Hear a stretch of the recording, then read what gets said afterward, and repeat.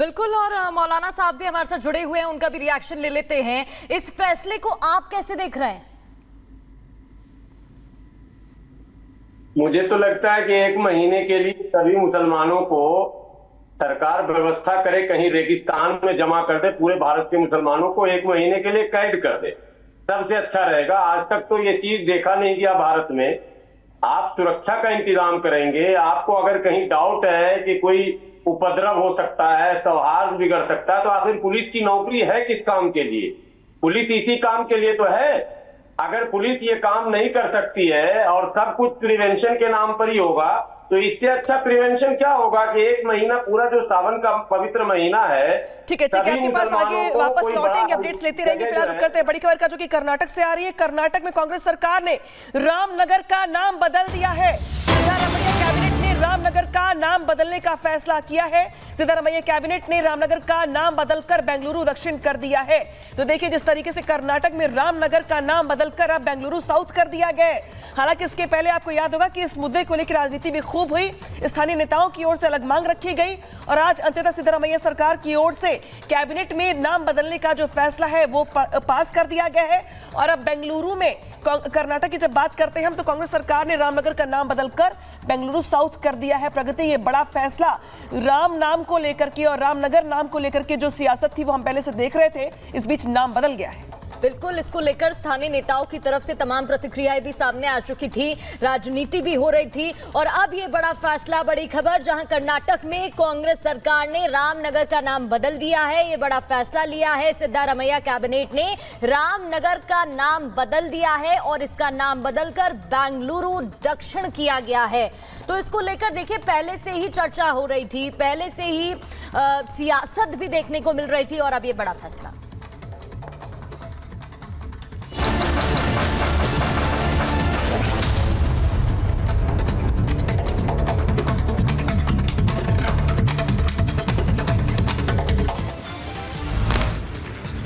करगिल से प्रधानमंत्री मोदी की आतंकियों को दो टूक कहा। जम्मू कश्मीर शांति और सौहार्द के साथ बढ़ रहा आगे, पाकिस्तान के नापाक मंसूबे कामयाब नहीं होंगे। मैं आतंकवाद के इन सरपरस्तों को कहना चाहता हूं कि उनके नापाक मंसूबे कभी कामयाब नहीं होंगे।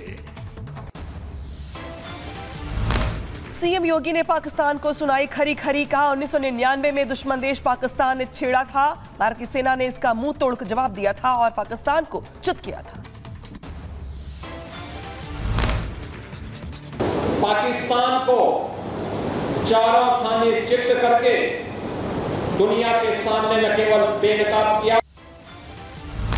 मोदी ने अग्निवीर योजना का जिक्र किया, कहा अग्निपथ का लक्ष्य सेना को युद्ध के योग्य बनाए रखना है। कुछ लोगों ने इसे राजनीतिक मुद्दा बना दिया। राष्ट्रीय सुरक्षा से जुड़े इतने संवेदनशील विषय को कुछ लोगों ने राजनीति का विषय बना दिया है। अग्निवीर योजना पर कांग्रेस नेता शिवशक्ति गोयल का बयान, कहा फौज में कुछ समय के लिए कोई भर्ती नहीं होता। इस देश का युवा कह रहा है कि अग्निवीर योजना जो है वो हमारे लिए लाभदायी नहीं है। देश की फौज में जब जवान मेहनत करके नौकरी पाता है तो उसकी उम्मीद होती है कि मैं कोई लिमिटेड पीरियड के लिए नहीं हूँ। अग्निवीर योजना पर बीजेपी नेता रवि किशन का बयान सामने आया, कहा विपक्ष का ये विरोध बहुत ही दुखद है, ऐसा करने से टूटता है बच्चों का मनोबल। यही देखिए, यही सत्य। आज हमारी फौज इतनी ताकतवर हुई, यशस्वी प्रधानमंत्री मोदी जी को उसका पूरा श्रेय जाता है। आज हमारी बिटिया भी फौज की तैयारी कर रही है, तो ऐसे कितने बच्चों का मनोबल ये विपक्ष तोड़ रहा है। टीएमसी नेता डोला सेन का बीजेपी पर हमला, कहा अग्निवीर और बंगाल मुद्दे पर सुकांता के मन में मोदी है तो मुमकिन है, लेकिन बंगाल में कायम रहेगी एकता। पीएम मोदी के अग्निवीर पर दिए बयान को लेकर बोली कांग्रेस नेता रेणुका चौधरी, कहा कांग्रेस को ताने देने की आदत पड़ गई है। कारगिल दिवस जैसा दिन भी जाकर राजनीति का ये बोलकर कांग्रेस को ताने देने का तो हमें आदत पड़ गई, वो उनके सुन के। अखिलेश यादव का कांग्रेस के अलावा केशव प्रसाद पर हमला, कहा सरकार ने 10 साल में हर व्यवस्था बदली है, मौर्य जी केवल मोहरा है, दिल्ली के वाईफाई पासवर्ड है।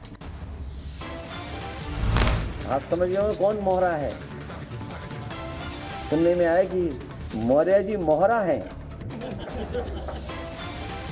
बयान के बाद अखिलेश यादव को केशव प्रसाद मौर्य का जवाब, कहा गलत फहमी ना पालें अखिलेश, कांग्रेस के मोहरा बने अखिलेश, कमल खिला और खिलता रहे।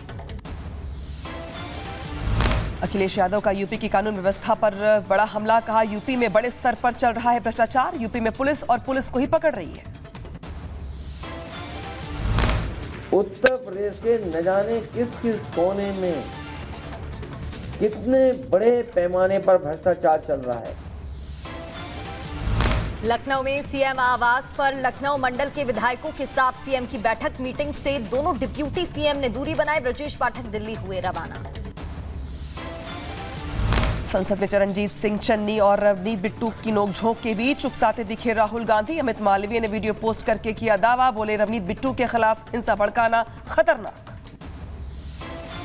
चरणजीत चन्नी के बयान से राहुल गांधी ने किया किनारा, अमृतपाल के सवाल पर आर भारत पर बोले राहुल मुझे नहीं करनी बात। चरणजीत चन्नी के बयान पर कांग्रेस सांसद सुखविंदर सिंह रंधावा का किनारा, कहा यह चन्नी जी का पर्सनल व्यू है। देखिए ये चन्नी जी के पर्सनल व्यूज हैं, पर मैं ये कहना चाहता हूँ कि प्रधानमंत्री जी अगर यहाँ वोट आप दिलवा रहे हैं तो लोगों को बताइए। चरणजीत चन्नी के बयान पर बोले अमृतपाल के पिता तरसीम सिंह, कहा हम अन्य सांसदों से पंजाब के अधिकारी के लिए आवाज उठाने की अपील करते हैं, बजट में पंजाब के साथ जो किया गया वो गलत है। राहुल गांधी की कोर्ट में पेशी के दौरान वकीलों का हंगामा, कोर्ट का दरवाजा बंद करने का विरोध, एहतियात के तौर पर बंद किया गया था कोर्ट का दरवाजा। मानहानि मामले में राहुल गांधी ने सुल्तानपुर कोर्ट में कराया बयान दर्ज, कहा मुझे राजनीतिक एजेंडे के तहत फंसाया गया, 12 अगस्त को होगी अगली सुनवाई।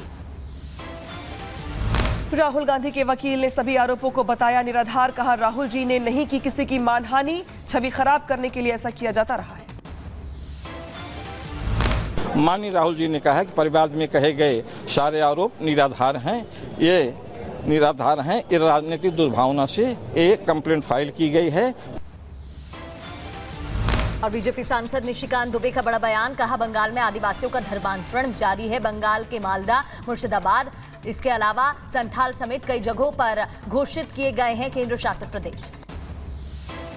जो वेस्ट बंगाल की गवर्नमेंट अब झारखंड में लोगों को जो है विस्थापित करने का एक बड़ा खेल कर रही है, इधर से मालदा और मुर्शिदाबाद, उसकी हालत खराब हो गई और संथालपना के 6 जिले हैं, तो इन सबों को काट कर एक यदि यूनियन टेरिटरी यदि नहीं बनाइएगा तो हिंदू पलायित हो जाएंगे और आदिवासियों की संख्या ऐसी हो जाएगी कि फिर पता चलेगा कि विलुप्त होती कोई जनजाति है तो वो आदिवासी।